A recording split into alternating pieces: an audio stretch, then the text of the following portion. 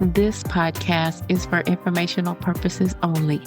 Personal views and opinions expressed by our podcast guests are their own and not legal advice, neither health, tax, nor professional, nor official statements by their organizations. Guest views may not be those of the host.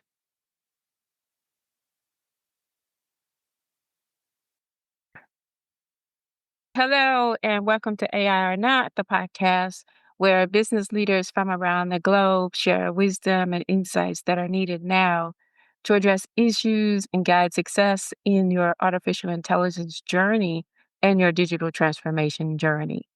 Today, we have Renee Wynn with us. I'm so excited to have you back, Renee. Renee is an independent board director, former CIO. She'll tell us all about herself for those that aren't familiar with her from our last talk.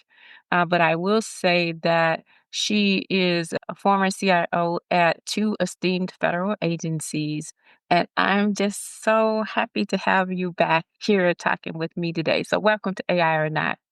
Thank you, thank you, thank you. It's so great to be back. And of course, the best part about coming back is spending time with you, which we don't get often enough. But thank you for the invitation. I'm looking forward to the conversation.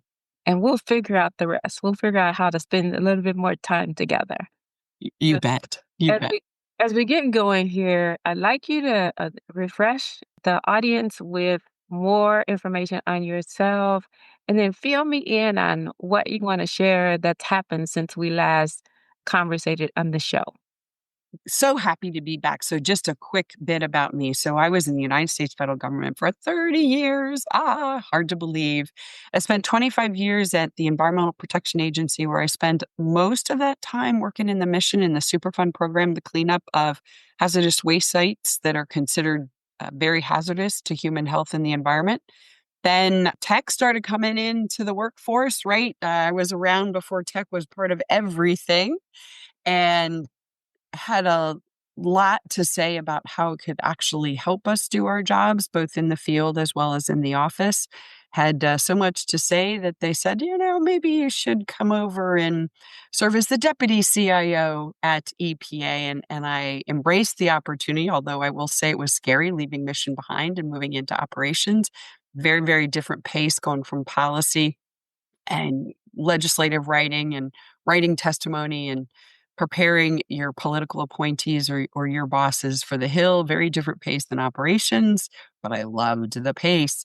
So I served as a deputy CIO. I was the acting CIO there at EPA for about 19 months. And I grew to love the job and decided that I wanted to get better. I needed a bigger place to go try and get better, as well as bring my own skills there. And that's when the opportunity showed up at NASA, and I went over to NASA, failed as the deputy CIO. And I say failed because just being there a few weeks, they said, why don't you just be the CIO?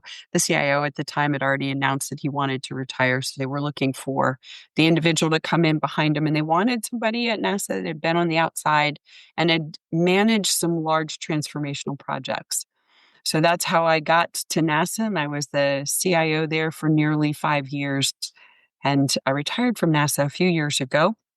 And I delivered IT and cybersecurity services across the globe because we did operate and we still operate in Russia, and delivered services off the globe to our astronauts in International Space Station. So that was certainly a big surprise to have astronauts at the end of your IT being part of your user group, an amazing group of individuals, as were the test pilots, the scientists, the rocket scientists, the physicists, the astrophysicists.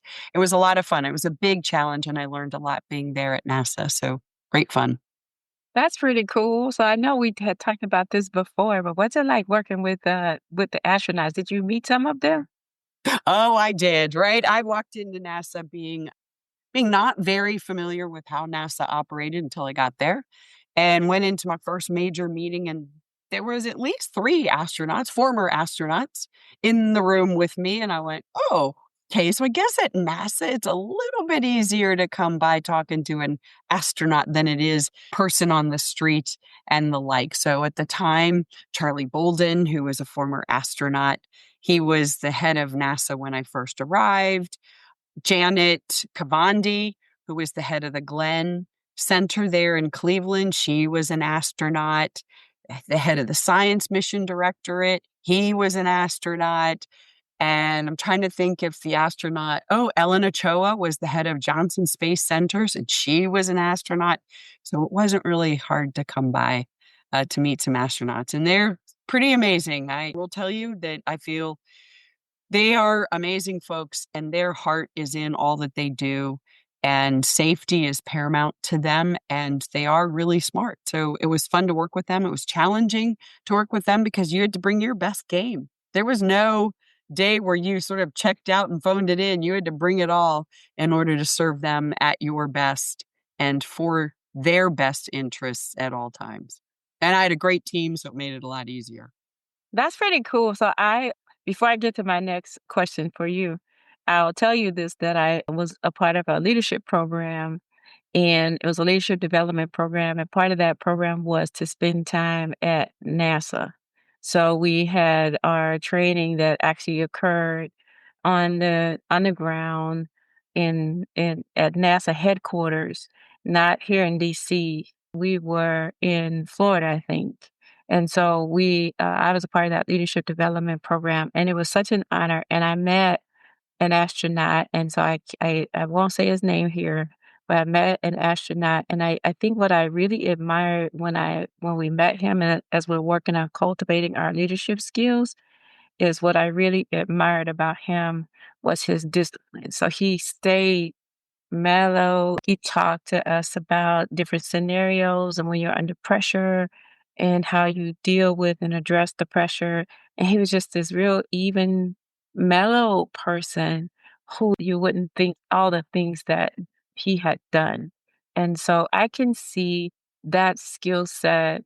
I can see working with them and being able to collaborate with them as a way build to help us stay grounded as leaders. So, Yeah, it's great observation, Pam. And I want to add to it is I think it's absolutely right. And I think in the United States government is going through a lot of change this particular year. And I know if I had been in, I would have felt so threatened because my identity really was wrapped up into being a government employee. And I hadn't realized it until I decided to retire that I had to unwrap my personal identity as a federal employee and serving the United States public, serving the astronauts, serving as part of my job, which was just a great honor to do that.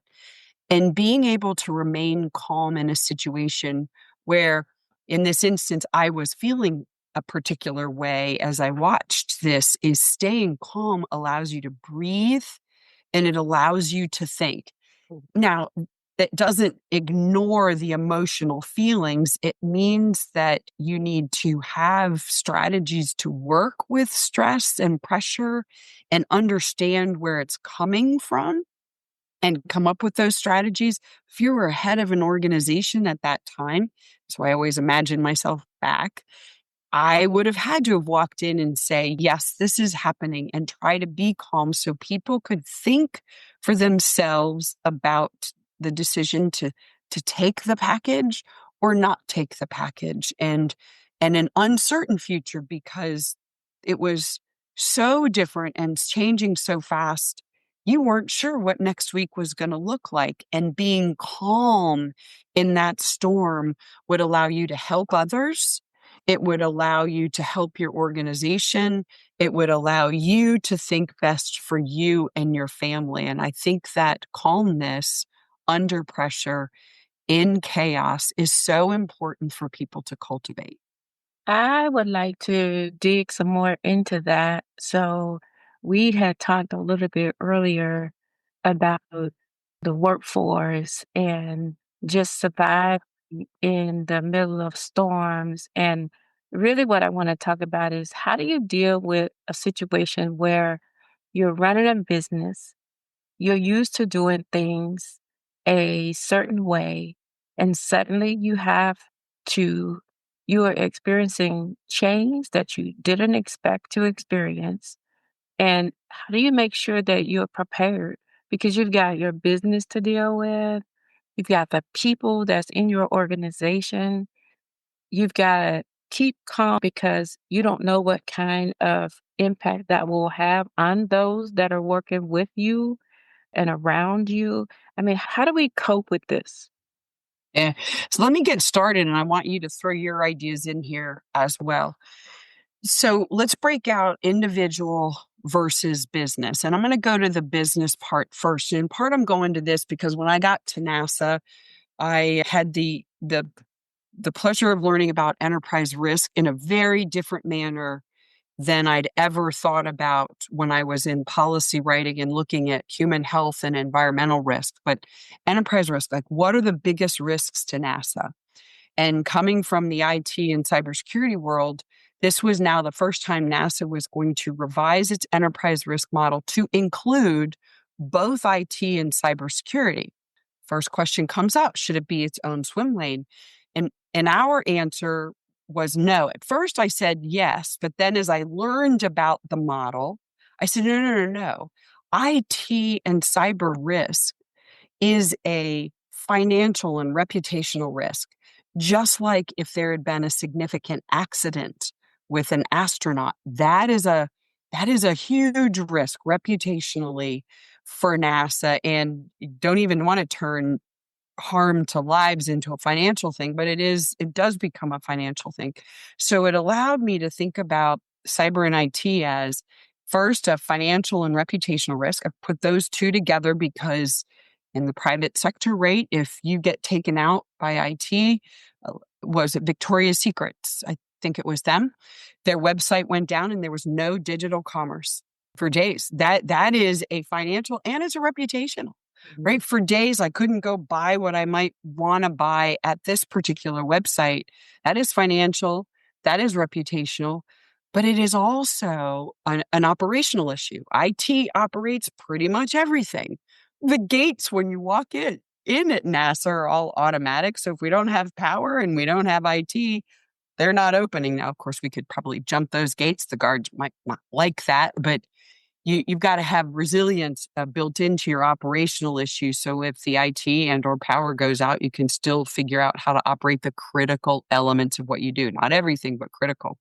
Then you have a strategic one, and that is how are you building cybersecurity and IT and software and AI into your future? And that's your strategic piece that goes with it. And then projects and programs all have an IT and cyber risk embedded in them. And it's at NASA where I got to think differently about how IT and cyber kind of fit in the overall picture of how you do things.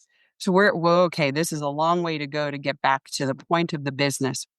On an annual basis, we would go over it to see if there were any major changes to our risk posture. Businesses, no matter how big or small, should say to themselves, beginning of the year, maybe you close the year, wherever you want to put this on an annual basis, you have a conversation about what are your financial risks? Where are you if you're a government contractor, with the diversity of your portfolio?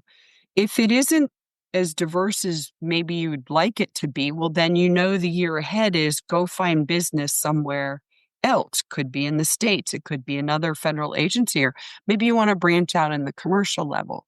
So by pausing and saying to yourself, what are my financial risks? How is the world changing? And where do I want to play so I remain a viable business partner? You need to do this on an annual basis. Doesn't have to be this big, giant thing. It just needs to be, where do I want to go? I myself, I am just me and my little old business. My business is largely a financial instrument, and I bring myself to the table for folks. But I've known for a while that probably at the 5-year mark, I would need to pivot and think about different ways of bringing in business because I like to work. It's my hobby. And so it happened to me. And I did have an emotional response to a client calling and saying, we really need to change your contract. I understood it intellectually because I saw what was happening with the government, but it still was, well, wait a minute. I was getting ready to do this for myself, not you to me. So the way you think of it, if I was making the change, I was embracing it. In this instance, the change was being made to me. I had to pause because I did have an emotional reaction, and I went and I just breathed through it. I worked through it in my mind, and I went, you know what? I figured around 5 years there would be change. I'm having change a little different than I expected. And so I pivoted and I said, here's the direction that I want to go. Here's how I'm going to spend my time. Some of it's in education, some of it's in writing, some of it's helping clients in a different way. But by pausing and thinking about a year at a time, reflecting and leaning forward, when things happen that we don't anticipate, yes, you'll have an emotional reaction. You can work through this, but you've already done some of the critical thinking that's necessary to say, where can I branch out? Or what should I do next?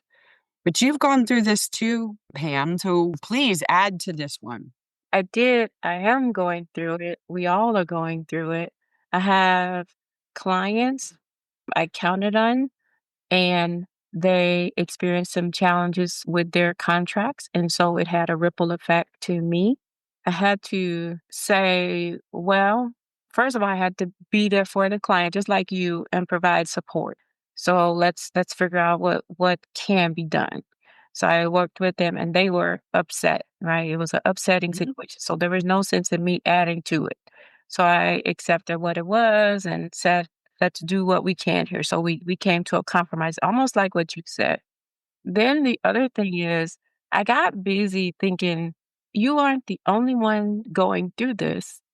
And no, you don't work directly for government per se, but you have clients. So this the changes that are happening right now, you got extreme weather events that's wiping out things, right? Causing all kinds of problems. You've got all kinds of just chaos all over. And so what I did was I said, well, here's what I can do. So I think that we need to upskill. I think that we always need to upskill. I don't think that we can learn enough. I was always the kind that never felt like that's for them to do, not me. Never. So if you say that the role of the CISO, for instance, as a part of my upbringing, I would say, no, I can do that too. Right. If you say that that's the role of some official, I'd be like, well, I could probably do that too, so that's kind of like my nature. So in this particular case, I'm already working in the cyber realm and the AI realm. But I thought I really want to see more people pivot to learning AI and using AI, but also tap into red teaming. So I really wanted to see more people do that because I know that in the cybersecurity space, whether it's cybersecurity or not, we need to understand how to test our defenses.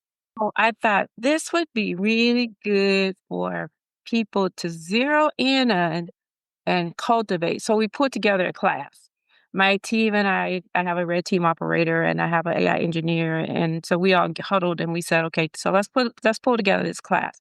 So we pulled together this on-demand class and we did it so that when we announced it, we said, if you are considering a career pivot or just considering upskilling your skills, this class is for you.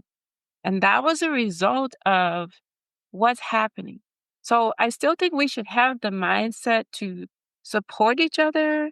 We should have the mindset to, we all got to survive, right? We all got to thrive. We all have to survive. But if we have the mindset to support one another, then I think it goes a long way. And that's what we ended up doing. And really, that was because of what happened to me. Yeah.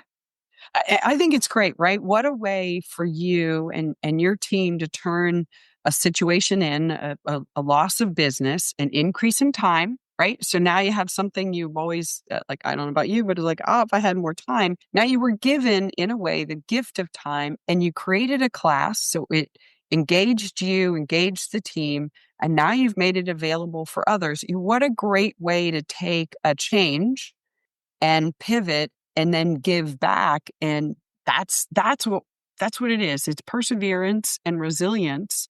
And I understand everyone's situation is different, but pausing and saying, okay, how am I going to use this? And you can take classes. I've recently gotten into venture capital investing myself.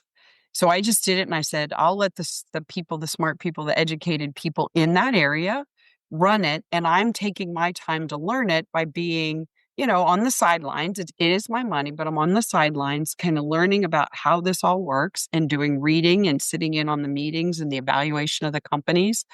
I've signed on with a private equity firm. I'm reading a book on how to, it's a book on getting ready to be purchased by a PE. So it's the business owner's perspective.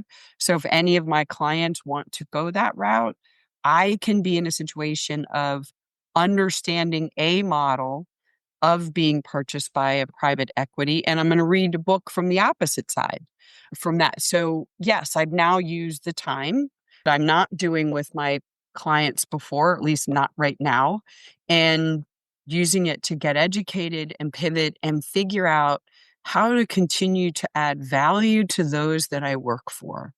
Exactly. Yeah, that is my story. I think that that's really good, Renee. So my follow-up question to you is, and you started to kind of go there. Tell me what it's like to be an independent board director. Yeah, so I'm on a different kind of board for folks. And I want to be clear if people go look at LinkedIn. I do 3 nonprofit boards. That's my give back. I am on advisory boards, and it's how to work with the government largely for some tech companies because there are some nuances to delivering to the government, and related to those nuances delivering to the government. I'm on what's called a FOCI board, foreign owned and control and influence business. And it's an Israeli company. It's Exonius. And I am on the board of the Exonius Federal Service Board. AFS is what we call it. And not only do we have a fiduciary responsibility for this sibling or company of this Israeli company, Exonius, right? We also have a responsibility so that the information that cannot go to a foreign owned company doesn't go to them. So there's this national security element associated with our responsibilities for business growth. And it's a sweet spot for former feds in particular, because a lot of us still carry our clearances. I have my clearance. I'm looking in particular, I've focused my time on foci boards, as they're called, because I can walk in ready to go and I'm familiar with this one. So, but as I look at the board, we've talked about AI, we've talked about succession planning for our people. Do we have the right people for this next phase of growth of the company? There are individuals who are great. I'll call it at the super startup mode, right? They're jack of all trades and everything. But if you start to get into a little bit of O&M and a little bit of the same things going on, they don't thrive. So then you replace your staffing with people that do better with laying out policies and procedures to be repeated, and you examine them to make sure that it's appropriate friction, not friction that just creates busy work. We all remember our substitute teachers where you got paperwork to do and none of us liked it. We wanted to, some depends on how old you were, how much you wanted to learn it that day. And so you get to do a lot of different things. So from the board perspective, you're a jack of many trades. You bring an expertise to the table and you convert that expertise into value for that business, both through your network as well as the experience that you've had in business at high level positions. I did reports administrator, so technically I'm a C-suite CIO, as most in the federal government are. So it's been fun watching this shift. In particular, we had to look at the changes in the federal government structure and make sure that the business was as resilient as possible for those elements that they could control. Hmm. So I know that when it comes to the boardrooms, that they have serious fiduciary responsibility. I know that would be something that we'll have to take very seriously. But what I was thinking is, we know that we have to take it seriously because it is a fiduciary responsibility. Are we getting it right? Are the boardrooms getting it right? And especially when it comes to AI transformation and oversight? It depends, right? Because boards are made up of individuals.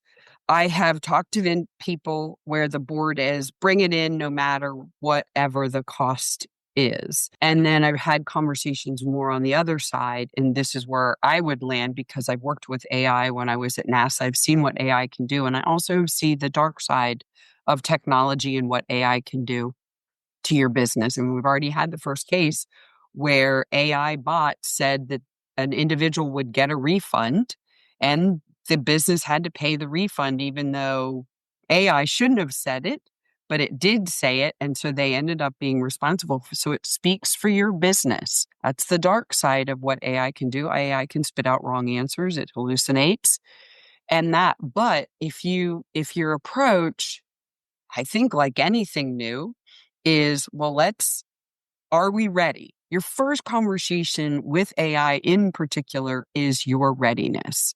Do you have good use cases that you would say, yes, let's try to do this? It's been practiced for a long time in the IT world with what they call help desk ticket level zero, right? Where you interact and go, I just need a password change. Now you're all set to do your password reset. And if you needed to elevate, you could work and get a person for first tier, second tier, third tier. Somebody comes to your desk to fix it. Are you ready? So the first part is, yes, we do have a couple of really good use cases that can be controlled. We know what the answers ought to be. So we can really work with this experimentation and get the parameters right to make it work well. Then you test it, and then you test it, and then you do a concept of operation in real life with people that know to expect.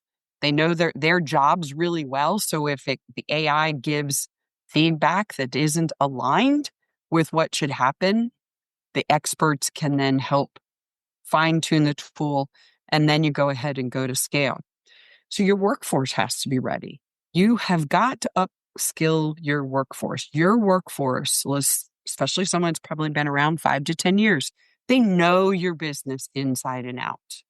You've relied on that knowledge to make successful days, sales, revenue, however you want to look at it.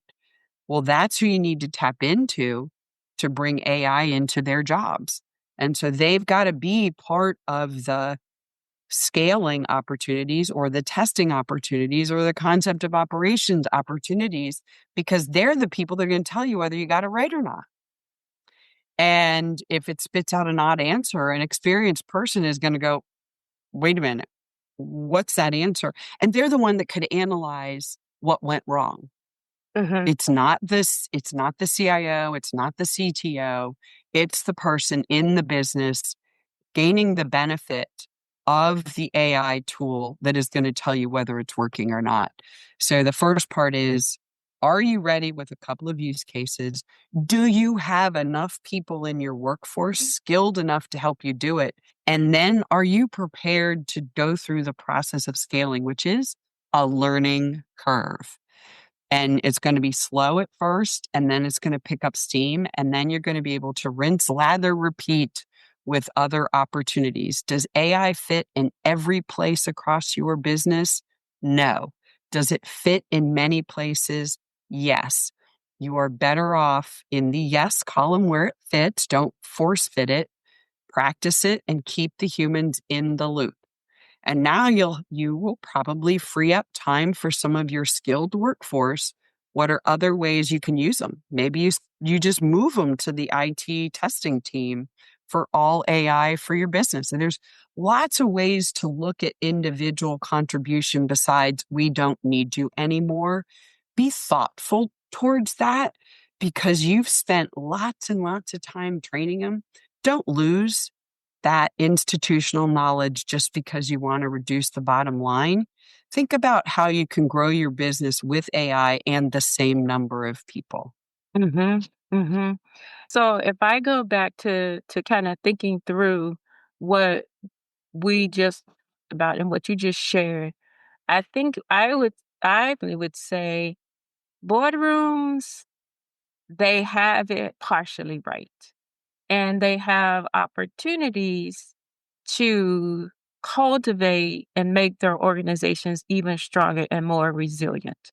And if I were to sum up the things that I heard is we should be asking, boardrooms should be asking, are we ready? Well, how do we know we're ready? Because they're the ones that ask the questions, right? So how do we know we're ready? Is the workforce being upskilled? If I'm trying to understand if an organization is ready, one of the things I'm looking at is what's our upskilling strategy for our workforce, right? So I heard you say that.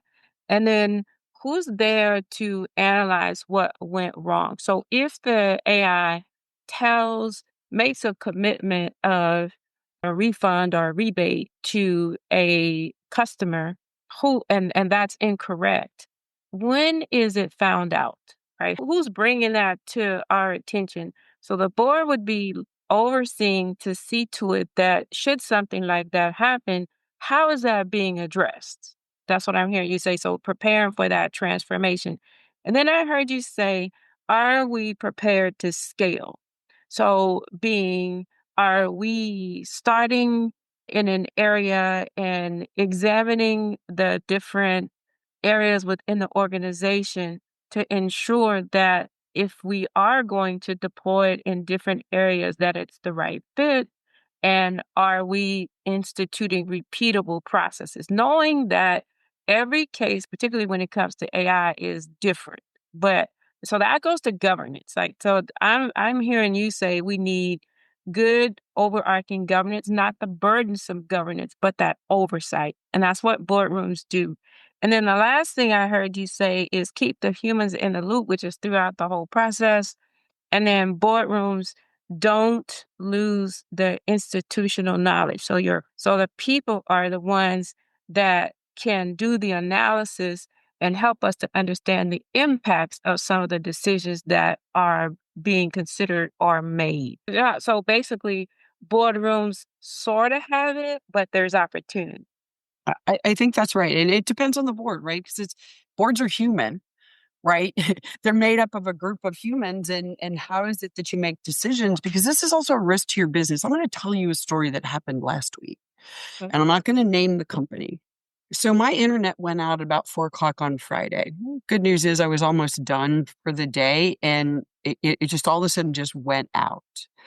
Well, kind of worked in IT, which makes me a dangerous patient in many ways. And so I went to my router, and I knew this before because the router's gone out before. So I opened the app for the provider.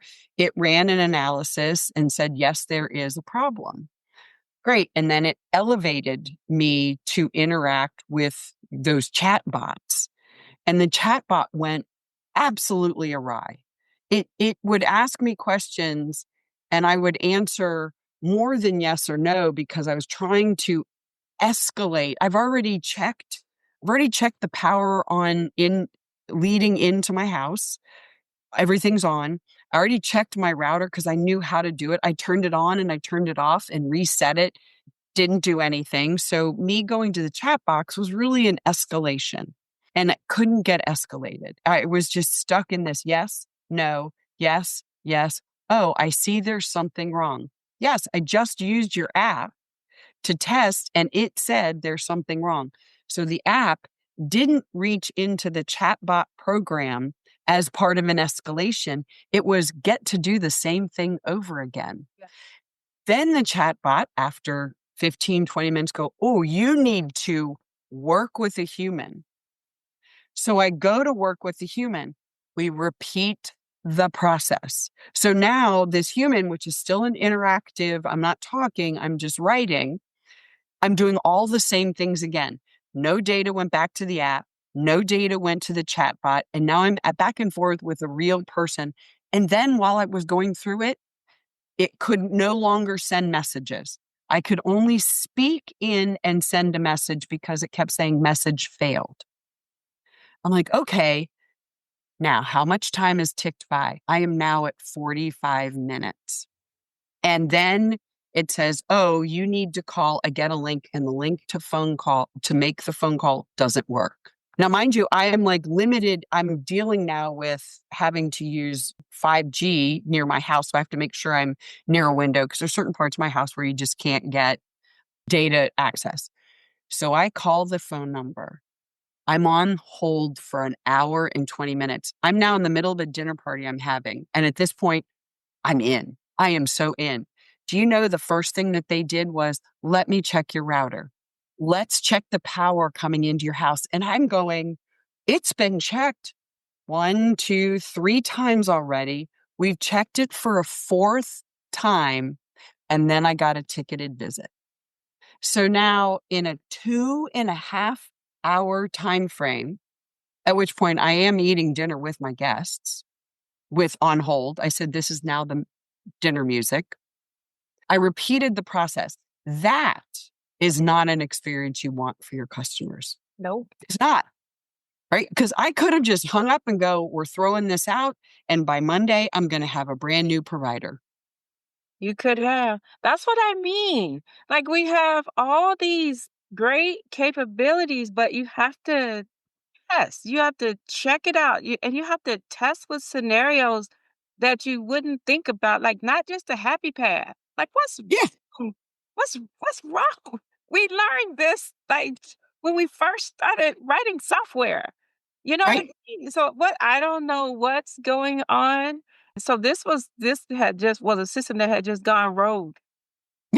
Well, right. So, then I'm analyzing the whole thing because I'm going to send a letter to the company saying, you need to fix this because the data existed. The data, because I did it in the app Yeah. of their own app, should have fed to the chatbot saying, let me try one more time and then get you to ticketing to get somebody out here. I didn't need to be on the phone for 2.5 hours. I didn't need to talk to somebody. They just needed to acknowledge that it wasn't my router and it wasn't power coming to my house. They didn't have to check the same thing Over. 3 or 4 times, right? Yeah. And it got fixed. Great. But that's what I'm talking about. If you don't test, you don't scale, you don't have people do the worst you can do, kick the tires on it, right? You and I were both saying, okay, let's run the tests on it. Let's kick the tires. What's the worst that could happen? And if you don't do that, then you've rolled something out to a customer that it's just, this shouldn't even have existed. Yeah, I agree. I think that that is a problem. And with your situation is really interesting. We have so many cases to where things like this are happening, where the AI itself is making promises that don't reflect the company, as you mentioned earlier. Or, like in this case, like they really can't blame the AI, right? This is a whole No, procedural, and then why repeat the same thing over? Somewhere someone wasn't sure. I don't know. One of those where you really can't put your finger on what exactly was wrong. You just know what shouldn't have happened. right. And this is a testing feature to me is if somebody, you know, and I've learned the next time I'm just calling. I just rather be on hold for an hour and work with someone to run the tests, the 2 tests twice. There were 2 separate tests, run them once, and then go to ticketing. That would have made the process half as long because they weren't communicating in the steps in the process. And that's the thing about using these tools is from a customer facing one. My expectation is if I've done something with your bot, your human sees the record that the bot has already taken me through this. And the human says, I see we've tried several things. I'm going to try one more thing and we'll get you ticketed. Right? Because they may get a different read, they may have a more sophisticated tool. But that's why boardrooms need to look at readiness for AI. In particular, if it's customer facing, you need to look at it because it is both a reputational, a financial risk, and it's an operational risk. If this really is the process, and maybe I found the little glitch, right? I could have because I used to be our major tester at NASA, and I would find the glitches, and that was my job, right? It was find where we didn't succeed and make it better. And they've just experienced risk in three different categories, which could have resulted in the loss of a customer. One customer probably wouldn't have mattered to them, but I've been a customer for 35 years, 37 years. So doesn't that matter? It should. It should. So that's the bad story. And then there are so many positive stories of how AI has helped in the medical field. If I could bore, maybe not bore. It's one of my favorite stories about AI and systems integration. If I could share that now, because I want us to go very positive on opportunity and what preparedness means. So while I was at NASA, this this happened, and I was so excited to learn about this element of how NASA works for public safety. And this includes AI. It includes some other tools as well, besides the AI, but it's called the Automatic Ground Collision Avoidance System. Let me tell you, it's actually named precisely as it works, but most people may not, right? You'd be like, okay, I understand all those words, but really, let's hear about it. Here's what it's about. This was first started for our F-16 pilots. We've all heard news stories about pilots, our military pilots running into mountains. Well, how does a pilot run into a mountain? You look, I'm not a pilot, so you say, how does that happen? And it happens because there's all sorts of things that can happen in a cockpit, especially in a sophisticated jet like our military jets. Well, in this instance, they pass out at G-force. They're trained, but passing out is a natural response to a certain G-force in these jets. And bam, they run into these mountains. And so NASA, in partnership with the Air Force Research Lab, Lockheed Martin, all worked on this automatic ground collision avoidance system. And the idea was it would take over piloting the jet if the pilot was unresponsive. And that's largely it could be unresponsive as in busy with something else. Believe it or not, there's a lot going on in your cockpit, or they could have passed out. And it was still chokes me up is to have heard a pilot speak to the NASA community, come in and speak to the NASA community to say thank you for this ground collision avoidance system because it saved his life. He had passed out. It had taken over. The jet avoided a collision. He came to, and he landed safely back on the ground. That's, I know, it's just so heartwarming. NASA and the team won a Collier Award, which is this really prestigious award in that sort of tech arena, as I'll call it, aeronautics and that. And that's when AI working with humans and lots of other intricate systems, that is what we can do as we go forward. And this was back in 2018 and 2019, so we can go so much further now with our tools. But I always want to tell this story because a human was in the loop, and a human life is always precious. And in this instance, the military in partnership figured out a way to keep our military men and women even safer, especially those flying our fighter jets. I love that example because you can use AI to keep us safe. You definitely can. So this was a prime example. So it's just a really good example. So I'm glad you shared that story. I'm a big fan of our troops, so they're Yeah. all special to me. So thanks for sharing that story. All right, so we are towards the end of our talk. I have one thing that I want to share with you, and that is a conversation that I had not too long ago. I was at a meeting, and former Secretary Condoleezza Rice was there.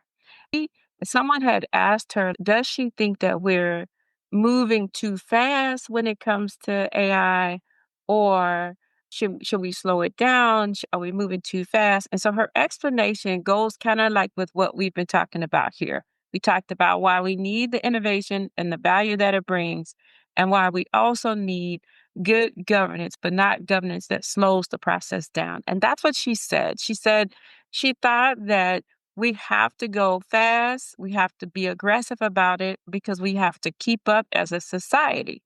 And then, but she said, so I do think that that's what we need. But at the same time, so innovate aggressively, but also guard aggressively. So do both at the same time. Be very innovative with, in both cases, be innovative as far as when it comes to mitigating the risk, understanding them and mitigating the risk, but not so much until we stifle innovation. And on the innovation side, go fast, go hard, but be wise, right? So use strategy and be wise. And I remember that conversation. If you think about this talk today, that's kind of what you were saying. And if I were to sum it up, it's kind of what we brought out in this discussion. So I appreciate that. And I remember her discussion, and it really stuck with me because a lot of times people will say it's one or the other. But she said, go fast, go hard. We don't have a choice. Right? But she said, "Go just as fast as hard on the mitigation side and the defense and offense side." So I feel good about. I walked away feeling good about some of the things that we stand for and some of the things that we're trying to implement and the changes we're trying to make. And I just love your example. So that really helps bring this conversation to a close. I want to know. Is there, considering everything that we talked about, the need for upskilling, the value of maintaining the humans in the loop with good examples on how it can be effective and how it can be ineffective, right? You gave good examples. Is there anything else that you want to share? Or are there words of wisdoms or call to action? So, two things that I would say, and back to Condoleezza Rice's comments. The pace at which you can go with change is dictated by the complexity and the risk. The more complex something is, make sure you understand it before you do it, right? So there's some things that can change fast, and there's some things that need to be much more methodical, which is governance at the right pace. It really is a pacing issue. If walking is what the system can tolerate, then walk. If running is running, and I'm not talking people, I'm talking about the application that you put it in. And then to the individuals who may be feeling threatened by AI or may feel like, well, what does this mean for me? What this means to me is your call to action. Be in charge of your career. Be of value. There are classes like you're offering, Pam. There are lots of ways. I love YouTube University. It's like, how do I do this? Make time to make yourself continuously valuable to your boss and your organization. And between the pace of which change and preparedness for that change, keep the humans in the loop, but be the human that they want in the loop by being of value. Yeah, that's good. Be the human that they want in the loop. Boy, you couldn't have said that louder. I swear. Yes, I certainly appreciate that. Well, this has been a good discussion. I'm so glad we got a chance to get back together and chat. There's always so much to talk about when it comes to you. And I promise I'm going to follow up with you and see what we can do together outside of this podcast. I'm not going to be a stranger. So thank you so much for being here. I sincerely appreciate it. Oh, thank you so very much. And I'm looking forward to seeing you outside the podcast real soon. You take care, all right?